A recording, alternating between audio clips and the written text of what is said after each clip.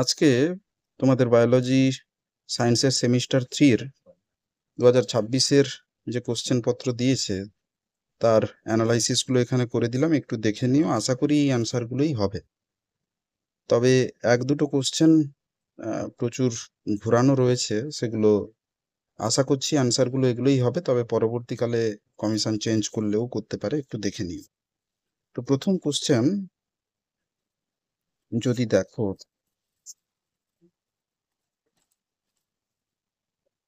দেখবে দেওয়া আছে ডিঅক্সিরাইবো নিউক্লিওটাইড ফসফেটের দ্বৈত উদ্দেশ্য পালন করে। এটি সঠিক অ্যান্সার হবে 4 নম্বরটা। তার কারণ একেরটা ঠিক আছে, অর্থাৎ উৎসেচ সাবস্ট্রেট হিসাবে কাজ করে এবং পলিমারাইজেশনের জন্য প্রয়োজনীয় শক্তি প্রদান করে। এই দুটোই হবে, অর্থাৎ অ্যান্সার ডিতে গিয়ে দাঁড়াচ্ছে। দ্বিতীয় কোশ্চেন, ডিএনএ এবং হিস্টোনের মোট বৈদ্যুতিক চার্জ হলো, অর্থাৎ ডিএনএ নেগেটিভ এবং হিস্টোনের পজিটিভ দুটো মিলে টোটাল চার্জ শূন্যতে গিয়ে দাঁড়াবে, অর্থাৎ ডি রাইট অ্যান্সার।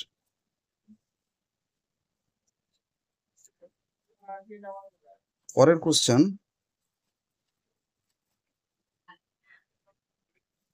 বিবর্তনের জীবাশ্ম সম্পর্কিত প্রমাণগুলি কোন বিষয়টিকে সূচিত করে? এটি জীবাশ্ম হবে, অ্যান্সার সি।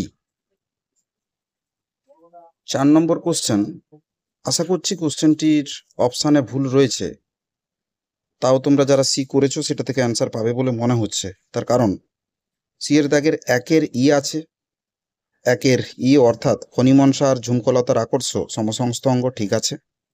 কিন্তু দুইয়ের অপশানটা অর্থাৎ দুইয়ের দাগে আর্কিওপটেরিক্স যেটা রয়েছে সেটির অ্যান্সার বি আছে, যেটি হওয়া উচিত ছিল সরীসৃপ এবং পক্ষীর মিসিং লিঙ্ক, যেটা ডি হওয়ার কথা ছিল। একটি অপশানেও দুইয়ের দাগে ডি নেই, অর্থাৎ এই অ্যান্সারটি সঠিক হবে এবং বাকিগুলো এর ঠিক রয়েছে, তাই অ্যান্সার সি নেবে বলে মনে হয়।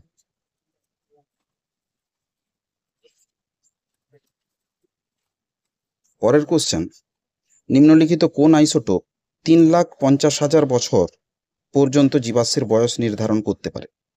এই কোশ্চেনটি একটু জটিল ছিল, তার কারণ হচ্ছে তোমরা সকলেই হয়তো C14 দিয়েছো, কারণ কার্বন ডেটিং এর দ্বারা তার হাফ বয়স নির্ণয় করে এটি করা হয়। কিন্তু অ্যাকচুয়ালি এটা 50,000 বছর, প্রায় 1 লাখের কাছাকাছি বছর পর্যন্ত এটি নির্ভুলভাবে মাপা যায়। কিন্তু তার ওপরে উঠলে একমাত্র ইউরেনিয়ামের সিরিজ দ্বারাই সম্ভব, যেটা U-238 রয়েছে, সেটিই তোমাদের আসল অ্যান্সার হবে বলে মনে হয়। তো 5-এর অ্যান্সার এ।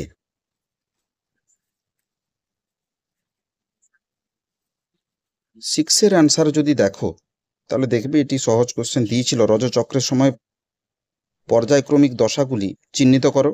সেটি সি এর অপশানটি সঠিক হবে, কারণ প্রথমে রজস্রাবীয় দশা, ডিম্বথলি দশা, ডিম্বাণু নিঃসরণ দশা এবং লিউটিয়াল দশা। তো এর ইংলিশ টার্মগুলো যদি তোমরা দেখে নিতে পারতে তাহলে সুবিধা হতো, কারণ এটির সঙ্গে এর দাগের অপশানটির একটু জটিলতা রয়েছে, কিন্তু কারেক্ট অ্যান্সার সিতে গিয়ে দাঁড়াবে।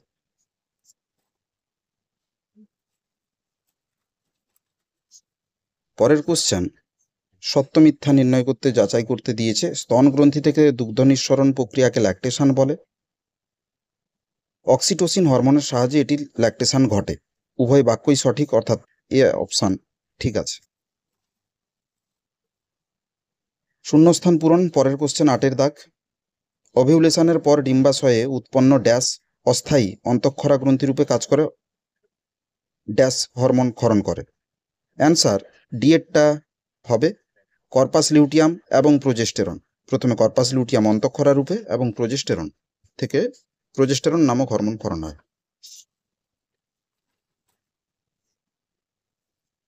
9-এর দাগের কোশ্চেন যদি দেখো, যে স্তর থেকে জনন কোষ উৎপন্ন হয় তা হল জার্মিনাল এপিথেলিয়াল টিস্যু বা প্রজনন আবরণী কলা, অর্থাৎ সি এর অপশানটা ঠিক হবে।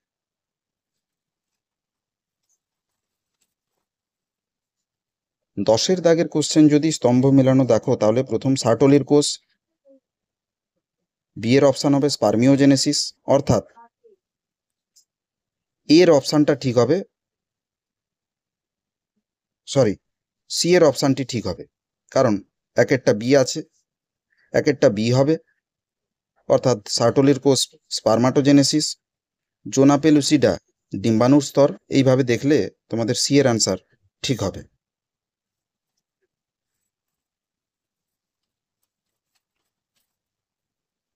11 কোশ্চেনটি যদি দেখো, ট্যাপেটাম দেখা যায় পরাগধানীর প্রাচীরে, এর অপশানটাই ঠিক হবে।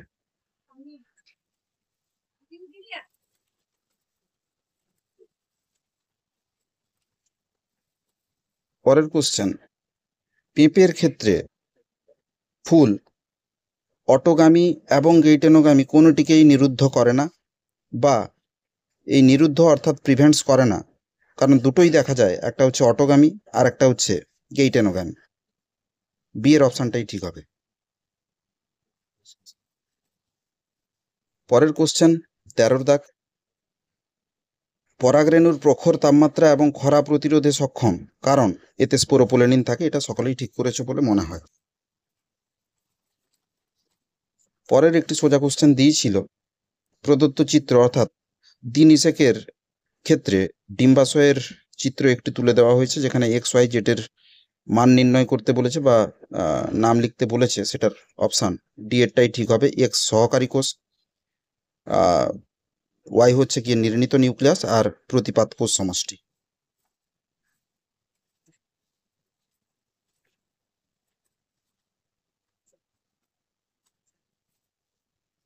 পনেরো দাগের কোশ্চেন, বায়ু পরাগী ফুলকে পতঙ্গ পরাগী ফুলের থেকে আলাদা করা যায় কোন বৈশিষ্ট্যের সাহায্যে? সেটি ক্ষুদ্রাকৃতি পাপড়ি এবং হালকা রোমসযুক্ত পরাগরেণু থাকতে হবে। সি এর অপশানটা ঠিক হবে। এই দুটোর দ্বারাই দুটো ফুলকে আলাদা করতে পারবে। পরের কোশ্চেন 16, কোন বিকল্পটি পলিজেনিক বংশগতির উদাহরণ নয়? ভালো করে মনে রাখবে, নয় বলেছে, অর্থাৎ চর্মের রং, দানার রং এবং দেহের উচ্চতা তিনটেই পলিজেনিক ইনহেরিটেন্সের উদাহরণ, এবং তাহলে অপশান পড়ে থাকছে বি, এটাই অ্যান্সার, এবিও ব্লাড গ্রুপ। 17 দাগের কোশ্চেন, নিম্নলিখিত কোন প্রভাবক বা ফ্যাক্টরটি হার্ডি উইনবার্গের মূলনীতিকে প্রভাবিত করে না বলেছে, তাই তিনটি প্রভাবিত করতো, তাই সঠিক অ্যান্সার ডি এর দাগ, রিক্যাপিচুলেশন। 18 দাগের কোশ্চেন আশা করি সকলেই ঠিক করেছো। সন্ধ্যামালতী বা মিরাবিলিস জ্বালাপার ক্ষেত্রে কোন ধরনের নির্দেশতা দেখা যায়? সেটা হচ্ছে অসম্পূর্ণ প্রকটতা। অপশান এ সঠিক।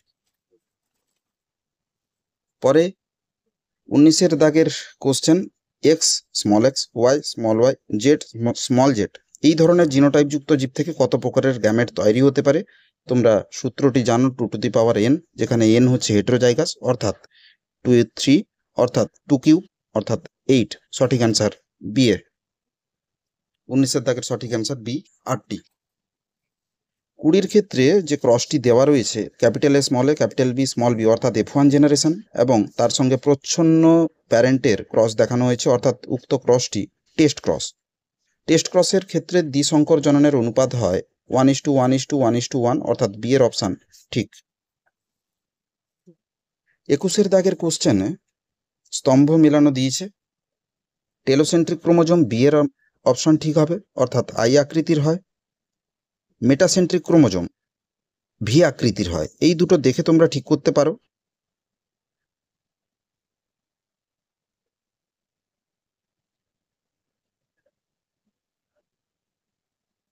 21 কোশ্চেনটি ছায়া থেকে যদি ধরা হয়, তাহলে টেলোসেন্ট্রিক আইতে দাঁড়াবে, অর্থাৎ একেরটা বিতে হওয়ার কথা।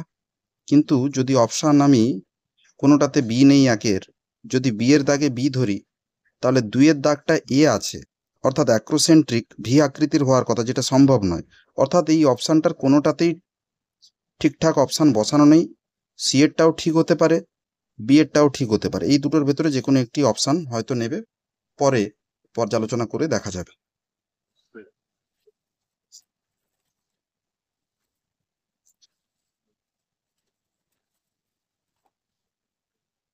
বাইশের দাগের কোশ্চেনে দিয়েছে, স্ত্রী দুটি বক্তব্য দিয়েছে, স্ত্রী পাখি হেটেরোগ্যামেটিক এবং পুরুষ পাখি হোমোগ্যামেটিক।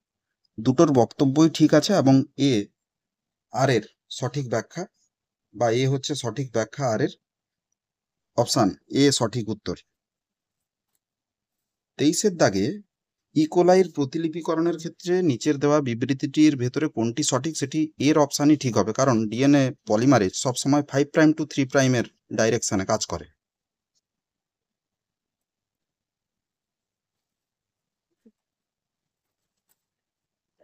পরের কোশ্চেন 24, যে প্রোটিনটি ডিএনএ রেপ্লিকেশনের সময় খুলে যাওয়া একতন্ত্রীকে পুনরায় জুড়তে বাধা দেয় এবং রেপ্লিকেশন ফর্ক গঠন করে, সেটি এসএসবি হবে, কারণ হেলিকেজ শুধুমাত্র খুলতে সাহায্য করে কিন্তু জুড়তে বাধা দেয় না, আর এসএসবি খুলতেও সাহায্য করে এবং জুড়তেও বাধা দেয়, তাই সি হচ্ছে রাইট অ্যান্সার, 24C। পরে 25-এর দাগে দুটো বক্তব্য দেওয়া আছে, আরএনএ ভাইরাসে জেনেটিক আরএনএ বর্তমান এবং এমআরএনএ জেনেটিক আরএনএ, অর্থাৎ উভয় বক্তব্যই সঠিক, এ সঠিক উত্তর। 26-এর কোশ্চেন, ইকোলাইতে ল্যাগ অপেরন সক্রিয় হয়, এটার ডি এর অপশানটা সঠিক হবে, তার কারণ ল্যাকটোজ সেখানে প্রেজেন্ট থাকতে হবে, তবেই সেটা সক্রিয় অর্থাৎ সুইচ অন হবে, তখনই হবে যদি সেখানে ল্যাকটোজ সক্রিয় থাকে এবং তাতে আরএনএ পলিমারেজ প্রেজেন্ট থাকতে হবে বা যুক্ত হতে হবে। বাকি অপশানগুলো ভুল, সঠিক অ্যান্সার ডি। 27-এর কোশ্চেনে গ্রিফিথের পরীক্ষা সম্পর্কিত একটা টপিক দেওয়া ছিল, সেই টপিকের প্রথম কোশ্চেন,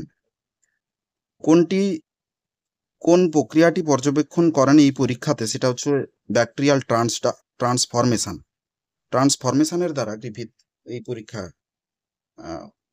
করেছিলেন। সঠিক উত্তর বি। 28-এর দাগের ক্ষেত্রে সঠিক উত্তর এ ডিপ্লোকক্কাস পিনিউমন। 29-এর দাগের ক্ষেত্রে একটু ভালো করে পড়বে, কারণ এটি জটিলতার সৃষ্টি করে, সেটা হচ্ছে হিট অ্যান্ড কিল 3S সম্পর্কে কোন বক্তব্যটি ভুল। হিট অ্যান্ড কিল যদি করে দেওয়া হয় কোনো ব্যাকটেরিয়াকে, তাহলে সেটি ভিরুল্যান্ট হয়, অর্থাৎ নর্মাল অবস্থায় ভিরুল্যান্ট ছিল কিন্তু হিট অ্যান্ড কিল করলে সেটা অ্যাভিরুল্যান্ট হয়ে দাঁড়াবে, অর্থাৎ এটি অ্যাভিরুল্যান্ট, এটা হচ্ছে সঠিক উত্তর। কিন্তু ভুল উত্তর হচ্ছে তাপে মৃত 3S অমসৃণ প্রকৃতির হয়, তাপে মৃত 3S অমসৃণ প্রকৃতির হবে, অর্থাৎ এ সঠিক উত্তর।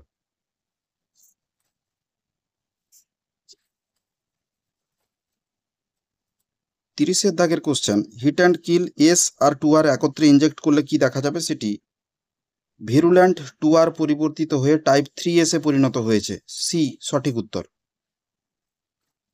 31-এর দাগে দুটি বক্তব্য দেওয়া আছে, কিছু বীজহীন ফল উৎপাদন হয় এবং এই ফলের চাহিদা ক্রমবর্ধমান, এই ফলগুলি নিষেক ছাড়াই উৎপন্ন হয়, দুটি বক্তব্যই সঠিক, তাই এ সঠিক অ্যান্সার। 32-এর ক্ষেত্রে একটি হবু দম্পতি তাদের সন্তান এর লিঙ্গ নির্ধারণ করতে চাইছেন, তার সঠিক উত্তর হবে তাহলে কোন পদ্ধতির দ্বারা করা যায়, সেটা অ্যামনিওসিন্থেসিস, জানো, যেটা হচ্ছে এখনো ব্যান বলে রয়েছে ইন্ডিয়াতে, তাই অ্যামনিওসিন্থেসিস বা বিয়ের উত্তর সঠিক বলে মনে হয়। 33-এর ক্ষেত্রে কোনটি যৌন রোগ নয়, সেটি একমাত্র ম্যালেরিয়া, বি সঠিক উত্তর। 34-এর ক্ষেত্রে দুটি বক্তব্য দেওয়া রয়েছে, জননগত স্বাস্থ্য দৈহিক স্বাস্থ্যের সাথে সম্পর্কিত, জননগত স্বাস্থ্য আচরণগত স্বাস্থ্যকে বোঝায়, অর্থাৎ এ সঠিক, কিন্তু আর হচ্ছে ভুল, এটা এ সঠিক কিন্তু আর ভুল, এটি সঠিক উত্তর, সি।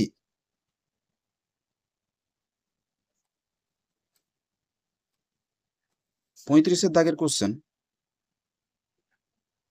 একটি ছক দেওয়া আছে যেটি স্পারমাটোজেনেসিস থেকে নিয়েছিল, তার সঠিক উত্তর হবে ডি। একেরটা জিএনআরএইচ, দুয়েরটা এফএসএইচ এবং তিনেরটা টেস্টোস্টেরন, চারেরটা ইনহিবিন। উত্তরগুলি এগুলিই হবে, পরবর্তীকালে অ্যান্সারগুলো কমিশনের দিলে বা কাউন্সিল দিলে সেটি থেকে বোঝা যাবে। আজকে এত দূর, তোমরা নিজেরা একটু মিলিয়ে নাও উত্তরগুলো।